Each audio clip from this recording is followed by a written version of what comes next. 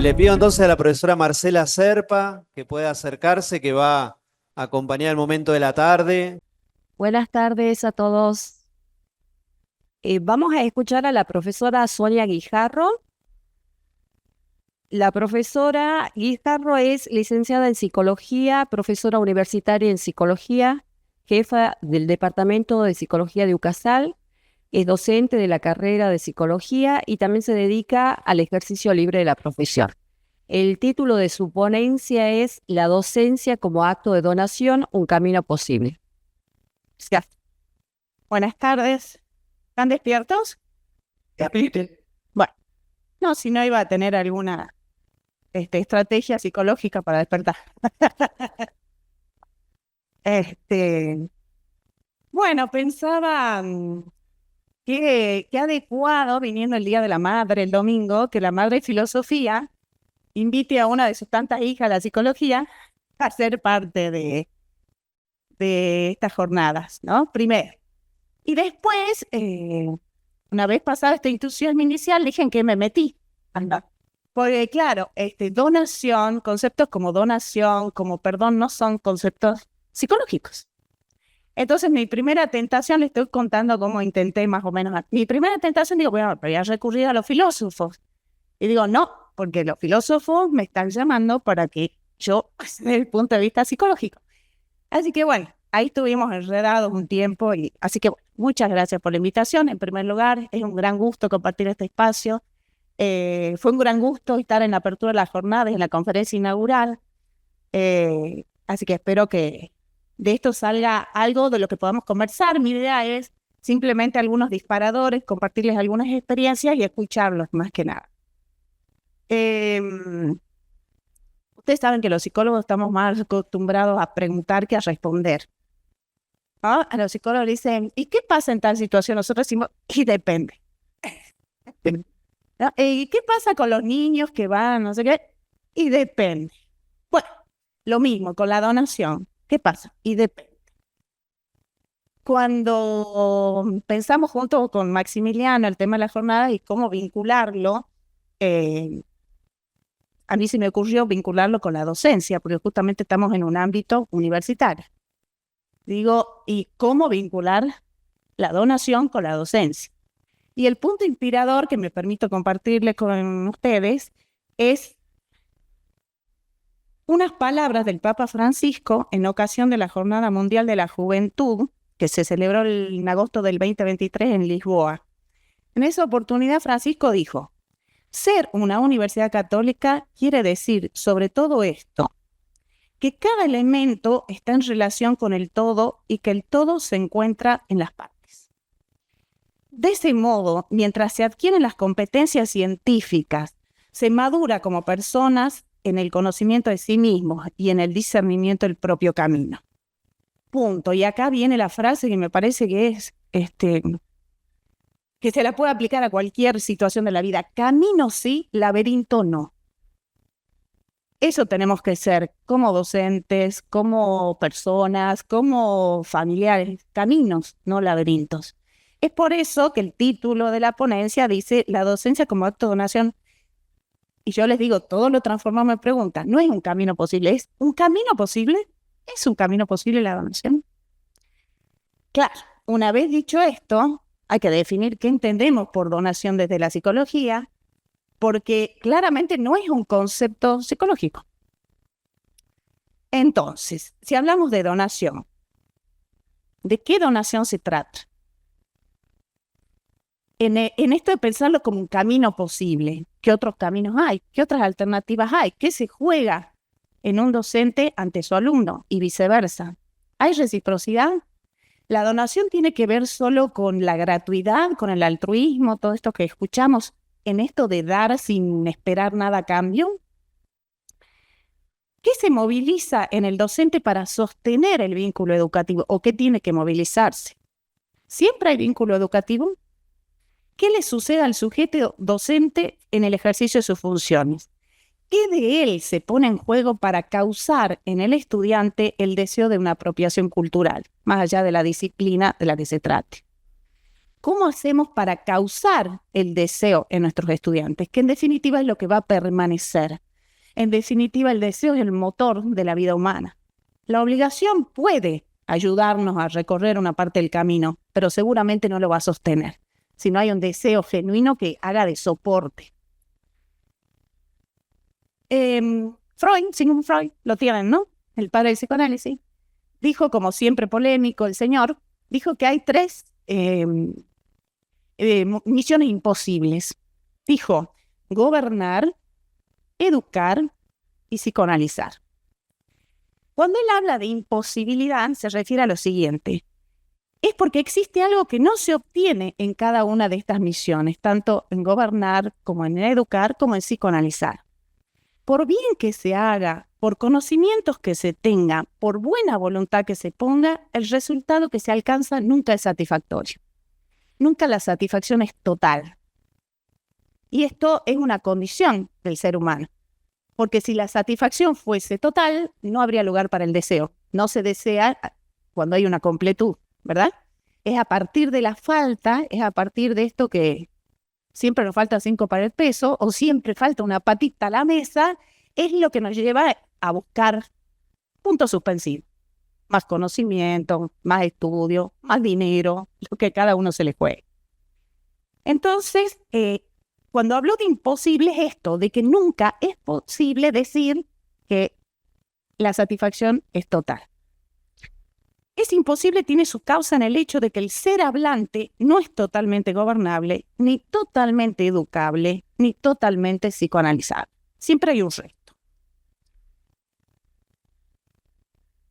Esto implica cierta solidaridad, cierta simpatía entre estas disciplinas marcadas por lo imposible, animándonos, es un poco la apuesta, creo, de esta jornada, a poner en común las formas que cada uno ha encontrado para hacer con esa parte no posible o imposible de estas tareas.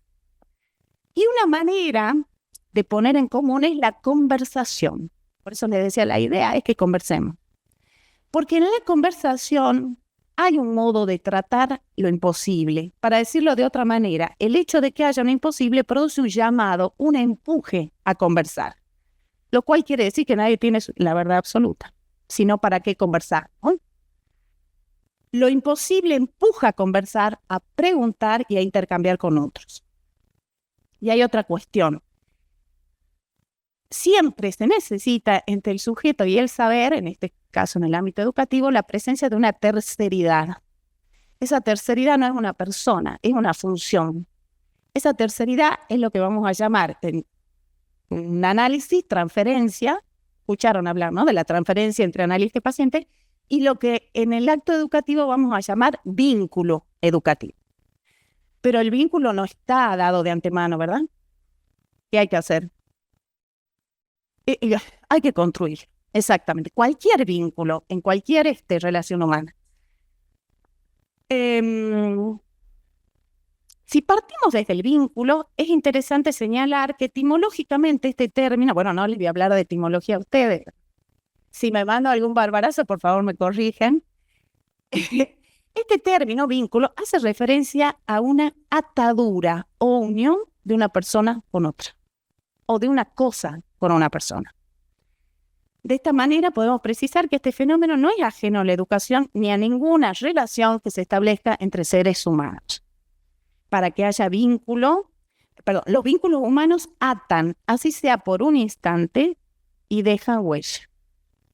Si los elementos del vínculo no se entrelazan, no habrá entonces vínculo. La manera como se despliega el encuentro supone que las partes se disponen, se predisponen para realizar esta unión. De manera que no es suficiente que haya un grupo de estudiantes sentados frente a un docente. No es esto lo que inaugura el vínculo, lo sabemos, ¿no? Los que hacemos docencia lo sabemos y los que la reciben también lo saben, con más razón. Puede suceder que ahí se despliegue un monólogo mientras el estudiante ocupa su mente en otras cosas. No les está sucediendo en este momento, ¿no? Bien. Entonces, el encuentro entre los cuerpos no es suficiente para que se despliegue el vínculo. Algo más debe ocurrir. No alcanza solamente con la presencia.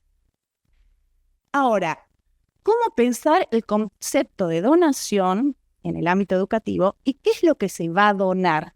Si hay algo que quedó claro de la conferencia inaugural de esta mañana, es que si no hay algo de uno mismo puesto en juego ahí, no hay donación posible, ¿no? Uno puede transmitir conocimientos, uno puede repetir, monologar, como decía recién, conocimientos, pero si no hay algo de, en este caso del docente, que se pueda transmitir hacia sus alumnos, que lo transmisible es más bien del orden de lo invisible, ¿no? No son las fórmulas en el pizarrón, sino quizás esto que transmitió el conferencista de la mañana, entusiasmo.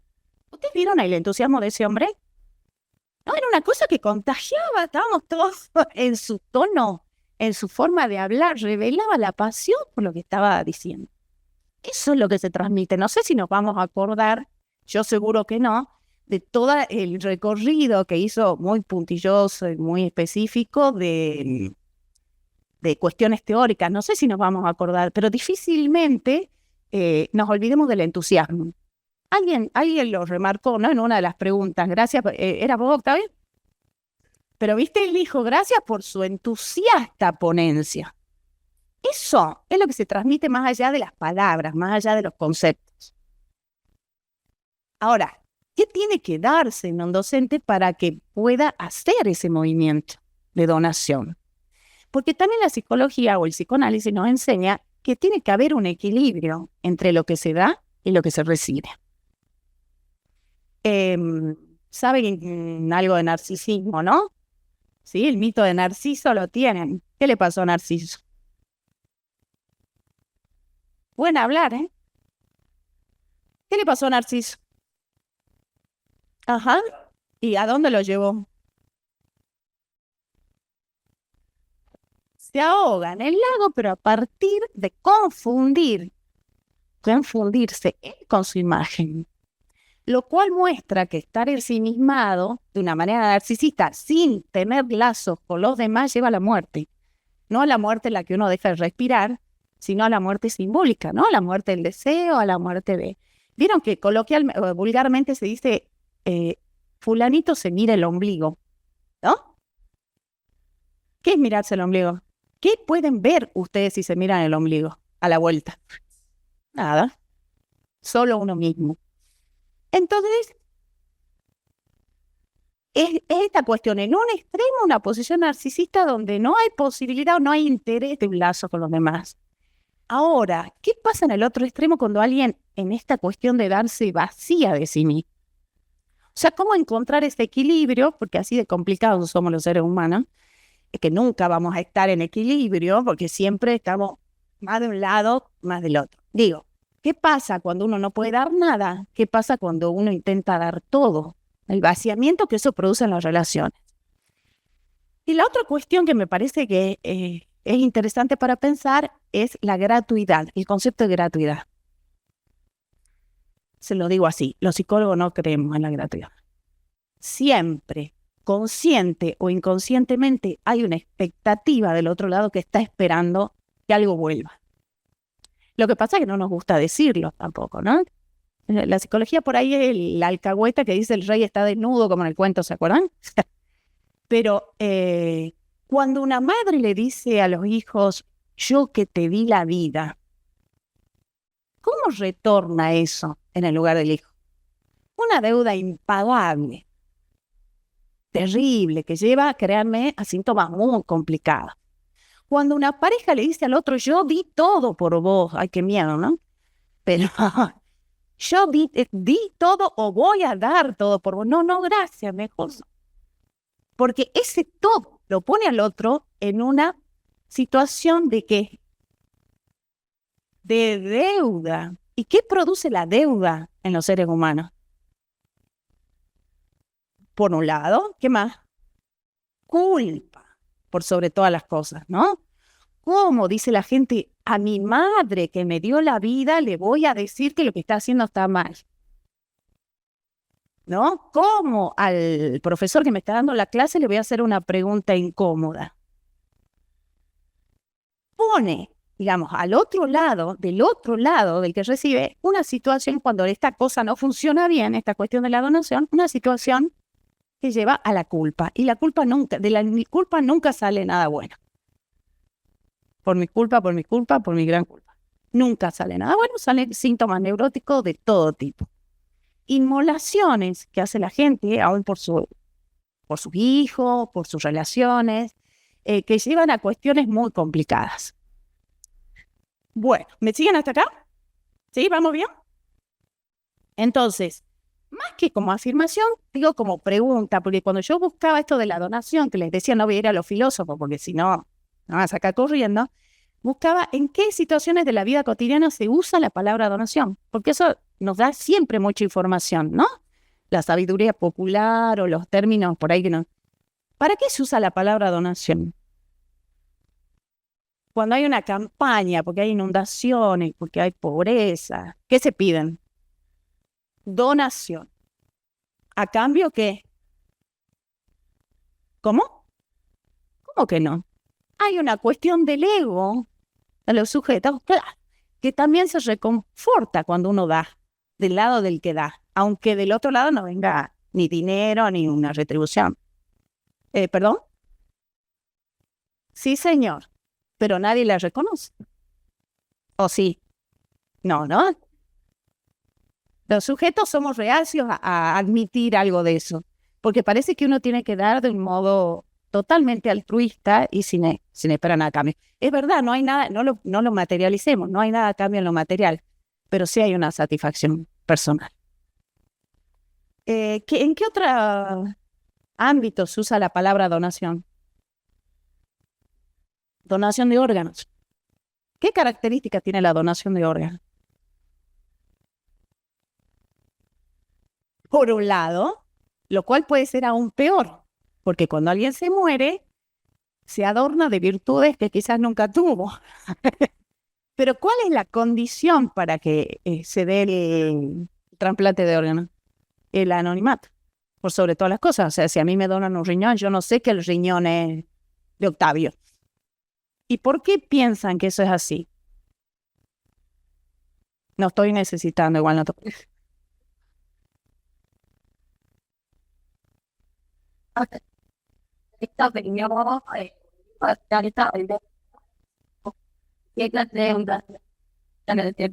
Exactamente, otra vez la deuda. Bueno, también puede darse lugar a otro tipo de manejo económico que no vamos a entrar ahí, pero en principio la deuda, sí. No pensé que querías decir algo. Estás en deuda. ¿Cómo?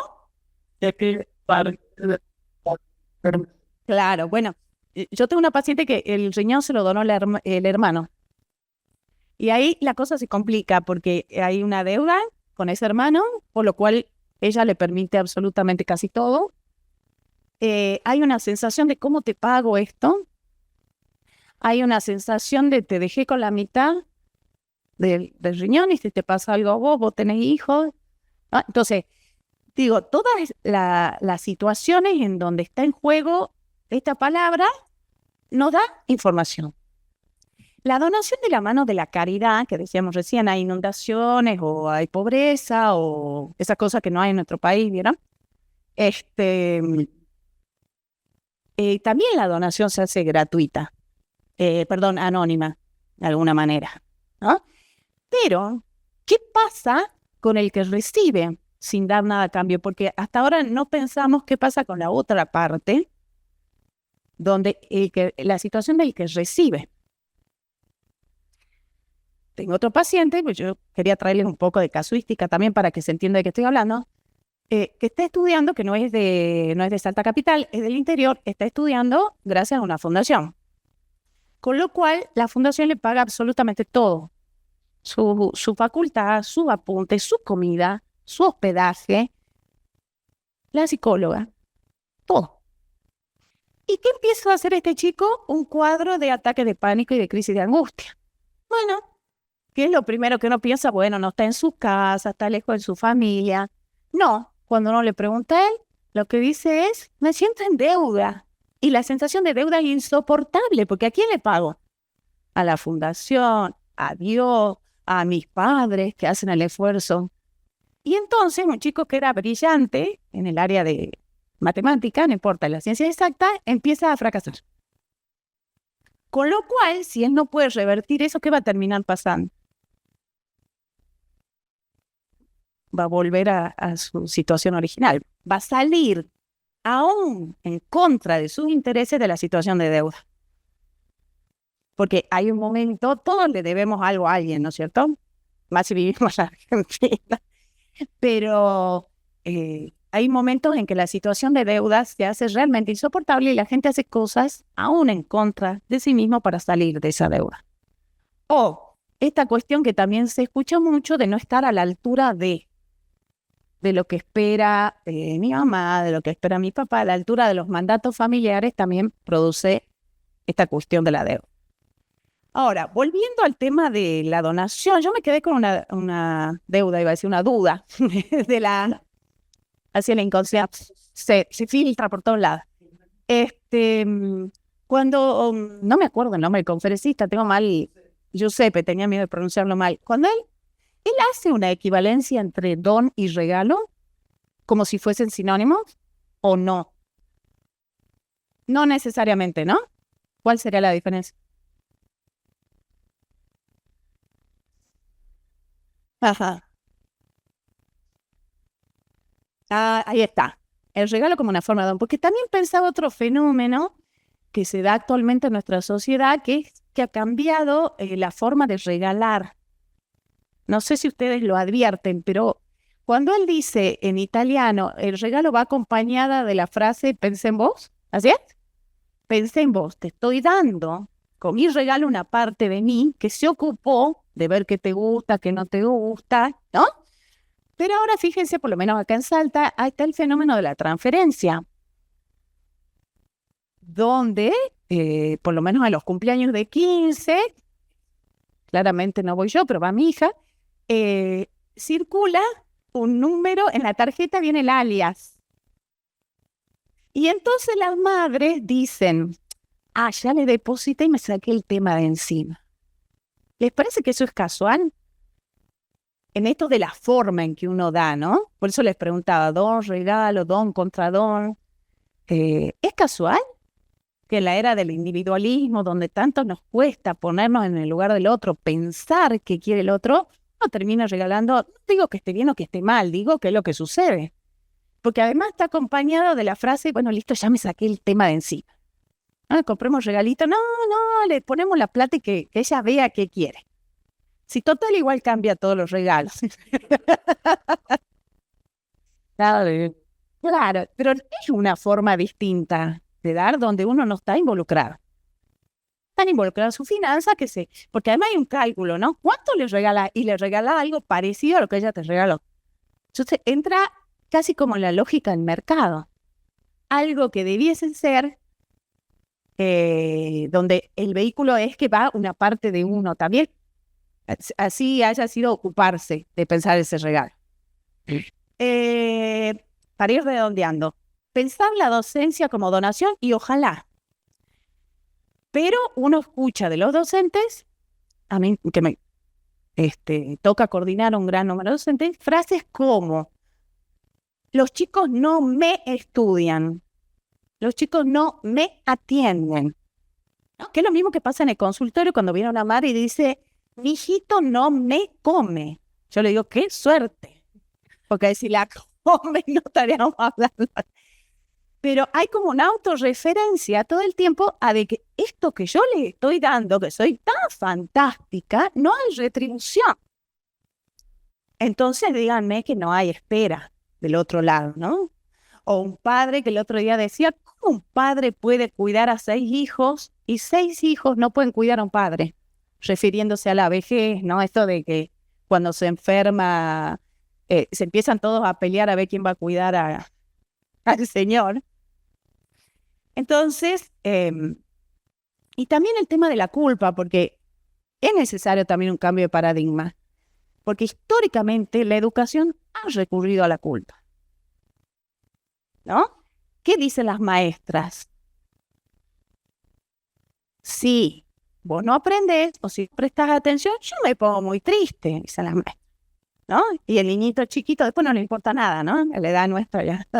Pero cuando son niñitos, ¿qué pasa? Eso produce un efecto, porque si hay un miedo profundo del ser humano es perder el amor del otro, sobre todo a temprana edad. Y las madres hacen lo mismo. Si vos no comés, mamá se pone muy triste. Si vos no comés, mamá llora. Si vos no haces tal cosa, no te voy a querer, o te voy a dejar de querer, o voy a querer más a tu hermano. Todas esas cosas uno escucha, no estoy inventando nada, ¿no? Estoy replicando las cosas que uno escucha. Entonces, tenemos que encontrar, creo, otra manera, aunque no sea la culpa, sobre todo porque es una época donde la culpa tampoco está teniendo mucho éxito. Más bien, vemos sujetos que no se responsabilizan por sus actos, sujetos donde no se plantean demasiadas cosas, entonces hay que ir por otra vía.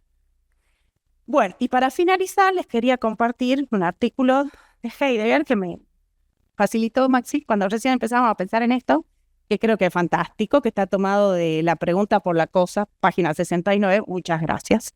Y dice lo siguiente: enseñar es un dar, un ofrecer. Pero en el enseñar no se ofrece lo aprendible, sino que se da al alumno solamente la indicación de tomar para sí lo que ya tiene. Cuando el alumno adopta únicamente algo ofrecido, no aprende.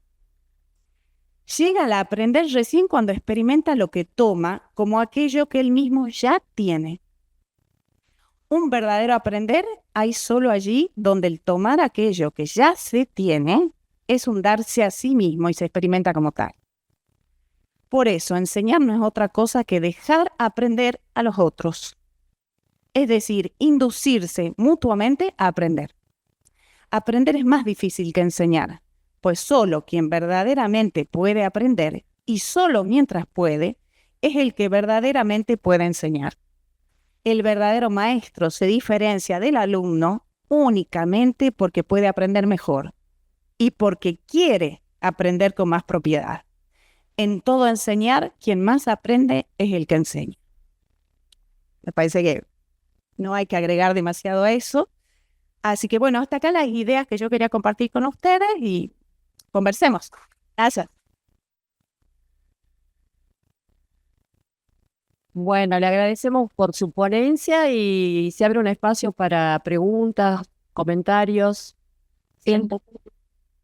Un poquito. O a 5. 5 pasados. Está bien, está bien.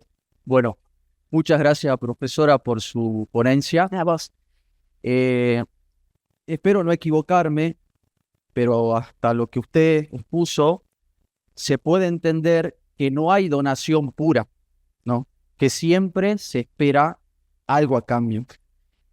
Mi pregunta es, bueno, estoy de acuerdo en algo de eso, que no es realista pensar que la donación no recibe nada a cambio. Paso.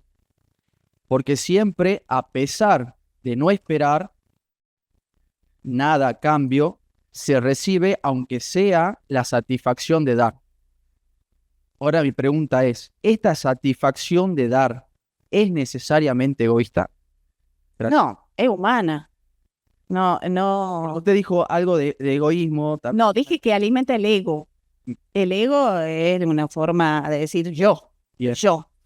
Y el yo tiene que estar bien alimentado. Porque si no, también somos seres desanimados, o ¿no? Que no quiere decir ser egocéntricos. Quizás ahí está la confusión. No significa ser egocéntrico o ser egoísta. Me parece que no amerita un juicio de valor. Eso me parece que es algo que viene con la naturaleza humana. Pero gracias porque captaste perfecto la idea. Vos dijiste, ¿cómo? ¿La donación directa? ¿Que no hay donación común? Claro, al parecer, Pura. por donación no hay donación pura, que siempre se espera algo a cambio. Y esto también lo traigo aquí porque la semana pasada con los chicos de filosofía, en filosofía antigua con el profesor, estábamos justamente conversando sobre el amor, ¿no? Un tema. Sí, y los diferentes tipos de amor, ¿no? El amor entre amigos, el amor entre familiares, el amor de pareja, y cuál es el amor más perfecto, ¿no? Por ello decía que, y yo le decía que por ahí, que siempre en una relación establecida, cualquier relación de amor, siempre se espera o se recibe algo a cambio. Yo creo que la diferencia está entre esperar y no esperar. Yo creo que hay donación pura cuando no se espera nada a cambio. O sea, sabemos que se recibe la satisfacción de haber dado, pero yo creo que la diferencia está entre esperar y no esperar. Claro, o en todo caso Cuando que no no sea se eso lo que te mueva, ¿no? ¿Usted cree que se puede no esperar algo a cambio? Yo creo que a veces la vida te sorprende. Un día estaba dando una clase, era a las 3 de la tarde, en calor, todos con cara de... ¿Quién era en clase acá? Una cara de sueño, una cara de, por favor, andate a tu casa. ¿No? Y cuando terminó la clase, cosa que no suele suceder muy seguido, por lo menos en psicología, que son comisiones de 100, 120 alumnos, un alumno se acercó y dijo, profe, qué bueno el tema, menos mal que hablamos de esto, porque a mí me hacía calor, pero... Y yo dije, no lo esperaba, pero lo recibí con mucha alegría. Creo que esa es la diferencia. No es que te mueva a dar la clase que alguien te aplauda, ¿no? Que no sea lo principal, pero no quita que si hay un reconocimiento del otro, una palabra de amabilidad o de... Uno lo recibe con mucha alegría y hace bien. Y no está mal. Otra cosa es ser egocéntrico. A vos.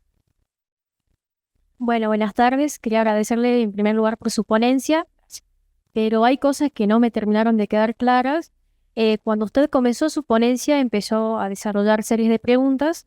Anoté una que me había llamado la atención y es si siempre hay un vínculo educativo. Yo soy profesora y a mi parecer no siempre se da. Así es. Y tiene que ver también con esta palabra de donación. Yo creo que no existe donación en la educación si no hay amor, tanto del parte del docente como del alumno también, porque el alumno, si no se siente amado, no aprende. Y el docente, si no ama, tanto ya sea el mismo hecho de enseñar como al alumno que está enseñando, no se produce ese aprendizaje y enseñanza. Yo creo que de ambas partes es difícil. No creo que la enseñanza o el aprendizaje sea más importante, sino que yo creo que no se entiende uno sin el otro. Entonces salen enriquecidas ambas partes. Pero a mi parecer lo que faltó fue la aclaración del amor y hacer mucho hincapié en eso, digamos que en la educación es muy importante que haya amor de por medio y eso permite la donación tanto del docente con el alumno como el alumno con el docente. Muchas gracias. Perfecto. No, gracias a vos, pero ¿cómo pensás el amor vos? ¿Desde qué lugar? Porque quizás el amor, por lo que uno hace, es lo que yo decía, lo que se transmitió en la conferencia, más allá del contenido, esta cosa entusiasta. Estoy fascinado con lo que estoy haciendo. Y al final le dijo a Maxi, a disposición, ¿no? Mi contacto, los que quieran. Es no querernos, no estamos obligados a querernos. Porque si no, vamos a idealizar demasiado la cuestión, ¿no? Y nosotros le podemos caer bien o mal. Sí, bueno, más allá de eso, digamos, yo creo al amor como unión, en el sentido de vínculo. Claro, pero para mí sí es importante en este caso que el alumno llegue a querer. Es importante porque si no, no existiría el vínculo de por medio. Y eso es lo que todo docente debe aspirar. O sea, el alumno, es lo que repito, no va a aprender si no se siente amado ni escuchado por el docente. Así es. Yo creo que es un error muy grave del docente no querer a su alumno, por más que a veces sea difícil. Pero incluso a veces el alumno que es el que más molesta o el que más se aburre, es el que más está pidiendo gritos que se lo ames. El que más está demandando. Tal cual. Y creo en ese sentido que la enseñanza se debería pensar desde ese lugar. Y más en un sentido de donación, pero desde el amor. Yo quería decir algo respecto a lo que comentabas, que bueno, tampoco está la obligación del amor, ¿no? En el vínculo del docente con el alumno.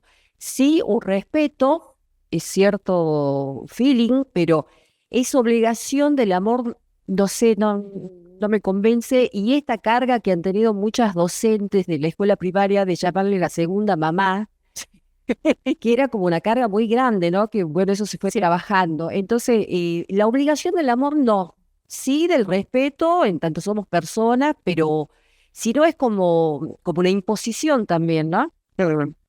Interesante lo que vos decís, porque justamente los docentes son herederos de las relaciones que uno tuvo con los primeros cuidadores. No digo madre-padre, porque a veces puede haber sido un abuelo. Son funciones encarnadas en personas, la maternidad y la paternidad, pero son herederos. Entonces, de pronto, el chico más difícil, el que vos decís es el que más demanda, porque, bueno, en la figura de sus primeros cuidadores no hubo esto, entonces el maestro se porta mal, habla en clase, todo esto. Muy interesante. Hola, buenas tardes, Hola. profe. Bueno, yo tengo una pregunta. Para que ocurra este vínculo entre el docente y el alumno en sí, ¿se puede hablar de que el docente tiene que tener como un método, como una estrategia? Pregunto esto porque hace poco estuvimos hablando con unos compañeros de que nosotros tenemos docentes con quienes nos sentimos así fascinados y estamos prendidos en sus clases, pero que hay docentes que nos aburren totalmente y que queremos que termine la clase o no queremos ir. Entonces, si es que tiene que, si tiene que haber eso también. O, bueno, por un lado el método y otro lado también, si el docente debería un poco dejar que los alumnos piensen de por sí solo y no querer imponer solamente su idea o su misma línea. Te voy a hacer la gran psicológica. ¿Qué crees vos? No, está buenísima la pregunta, pero claro, es como que, obviamente, si vos no sos partícipe del proceso y difícilmente te entusiasmes, si vos sos un mero receptor pasivo, como se ha entendido la docencia históricamente, ¿no? En las clases magistrales donde alguien se para y bla, bla, bla, bla, bla, bla, bla, bla, y el alumno, ¿no? O como partido de tenis, mira para un lado para el otro. ¿Y cómo te comprometes en eso? ¿O cómo te entusiasmas? Vos lo dijiste muy claramente. Hay materias en donde uno más estudia por el profesor que por el contenido. Y hay materias que por ahí te gustan mucho y si el profesor no tiene un buen estilo de transmisión o no hay algo que se done, porque la donación es eso, es ponerse en juego uno también. No con la obligación del amor, como decía ella, claramente, pero sí con algo del orden de la pasión de lo que uno hace. Por eso te preguntaba cómo pensabas el amor, porque quizás es más amplio que querer o no querer, sino poder transmitir esto que yo hago está buenísimo.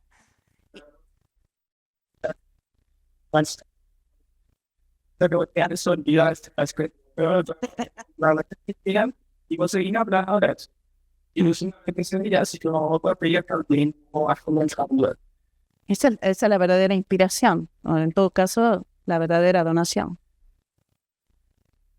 Claro, claro que sí.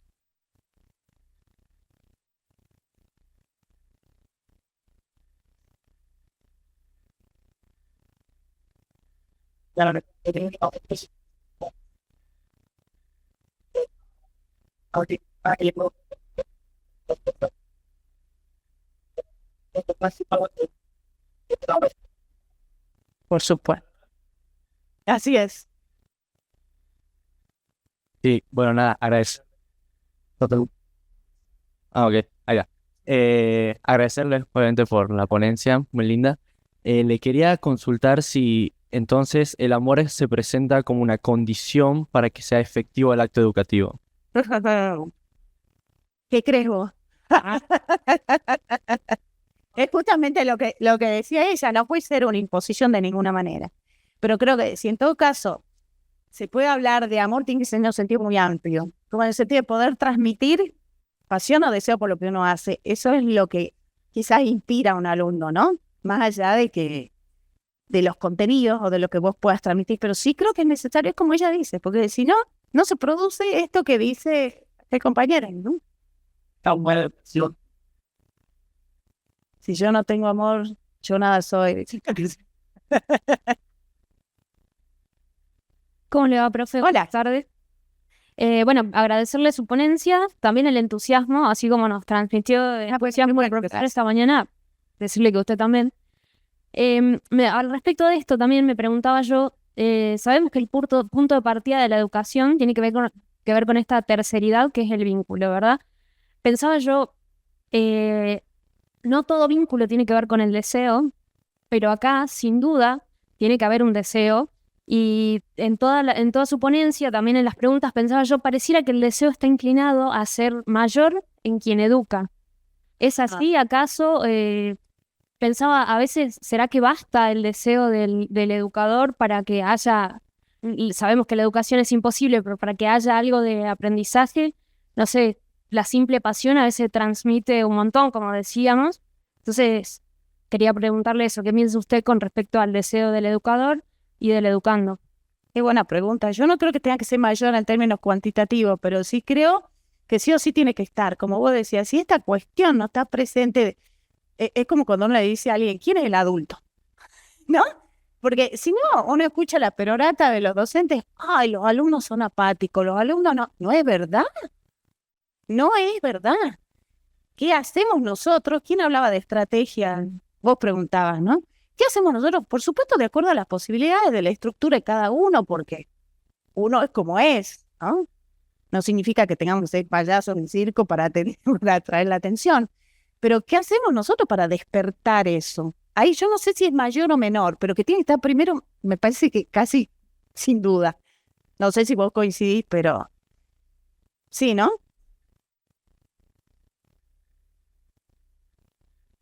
Es como que uno tendría que iniciar, tomar, ¿no? En Paraguay, en el campo, cuando se le llevaba, por ejemplo, un regalo a la madrina, etcétera, o al padrino, o algún familiar, uno decía casi siempre, se sentía como muy reconocido, pero decía la frase algo así en idioma guaraní, pero la frase más o menos es, me estás haciendo de verte.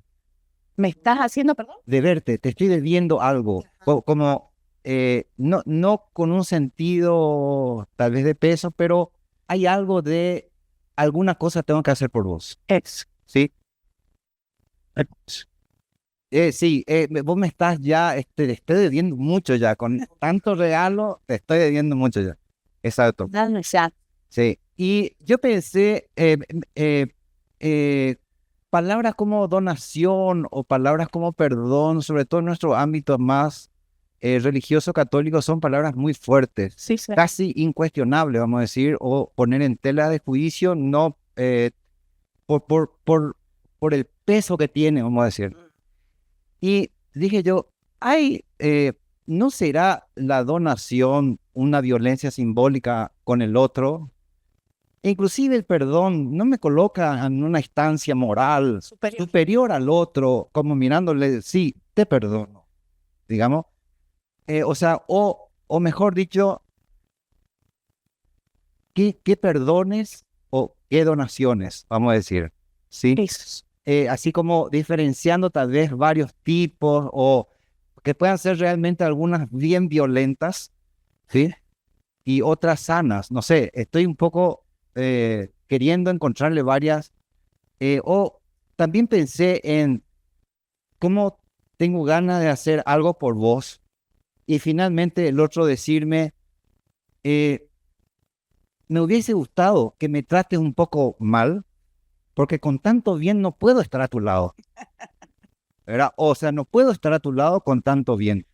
Me hubiese gustado que me trates un poco más mal, porque no me da el cuero a mí estar, vamos a decir, o sea, o si no, pero yo hice tantas cosas por vos y que Cristian me diga, pero yo no te pedí.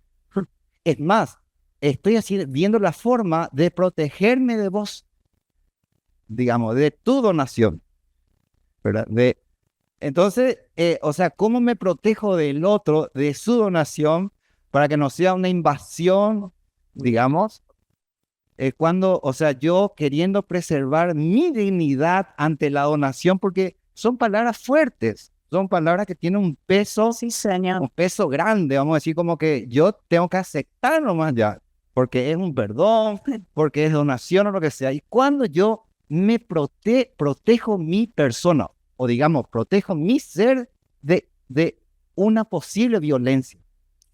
Yo no sé, excelente. Así, Digo, no sé si ustedes vieron una película francesa que tiene ya varios años que se llamaba Amélie, que se llama Amélie. Hay una escena donde hay alguien que pide en la calle y viene y le pone una moneda y dice, no, hoy no trabajo, es domingo. Digamos, como un intento de preservar algo de la dignidad, aún en una situación que uno podría pensar como la indignidad que es pedir, ¿no?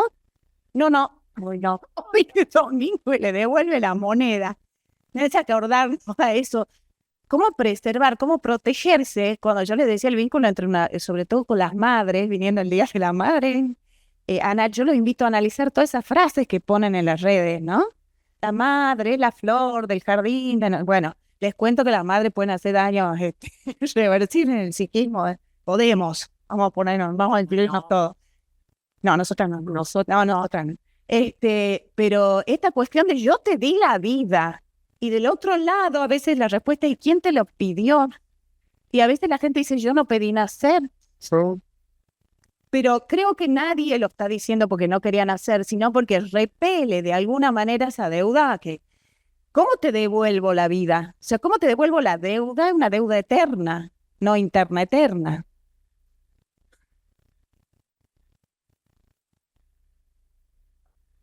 ¿Qué hay qué?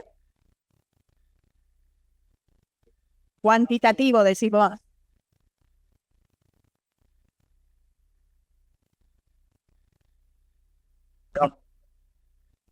Y sí, por eso digo, hay muchas formas de pensar el don, no hay una sola. Bueno, ya estamos pasando estamos? por el tiempo. Perdón. Bueno, Bueno, era aprovechando que estaban aquí, ¿no? Te donamos unos minutos. Sí, gracias. No, generosa. Bueno, justamente por ahí va mi pregunta. Ahora que me han donado el tiempo y hilando todas las preguntas, quería saber si podría darnos, no un consejo, no sé, o contarnos cómo trataste a tus pacientes con el tema de ahora que me han dado un regalo, me han donado, cómo lo recibo, cómo puedo no tener esa deuda. Es decir, o sea, si ya no hemos visto cómo dar, ahora qué hace el que recibe. Me gustaría saber si podemos pincelar un poco eso. y mira, es un gran desafío, porque él no puede pagar la terapia. Y he sabido que la terapia no se puede hacer gratuita, justamente porque el riesgo es poner al otro en deuda. ¿Sí? Entonces la deuda le va a impedir trabajar sus cosas. Entonces va a entrar en una especie de complacencia. Va a querer decir lo que supone que yo quiero escuchar, se va a volver condescendiente. Entonces tiene que haber alguna manera, que hasta ahora no la he encontrado, de que él pague por eso, que no sea plata. Uno puede pagar con una producción, puede pagar con un trabajo, no hay que pensar todo en términos materiales, ¿no? Y lo otro es terapia, porque, a ver, yo te debo a vos, pero vos le debes a él y él le debe. O sea, esto es una rueda.